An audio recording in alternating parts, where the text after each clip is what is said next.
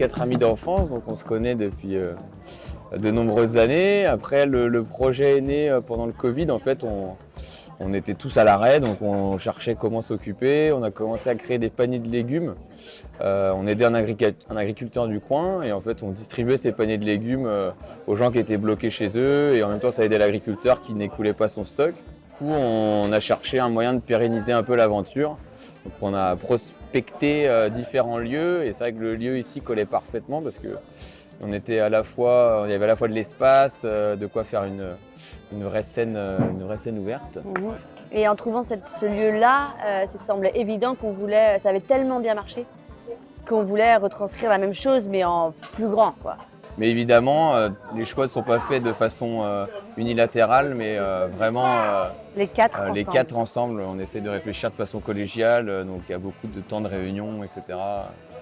On essaye aussi pour toucher différents publics.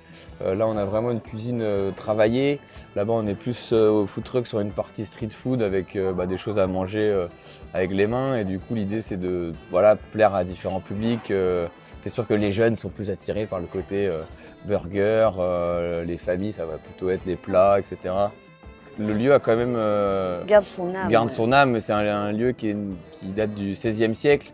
Donc l'idée, c'est pas d'arriver et de faire un changement radical, on va dire, de son histoire. Donc l'idée, c'est plutôt de faire des aménagements qui soient respectueux du lieu et en même temps qui le rendent plus vivable pour les gens qui viennent, quoi.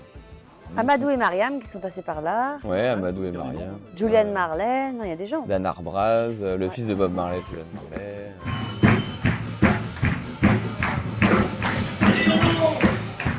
On va dire 85% des concerts soient gratuits et que ça soit ouvert à un maximum de gens, quoi.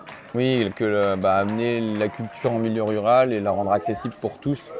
C'est un point, majeur, une de nos valeurs en fait.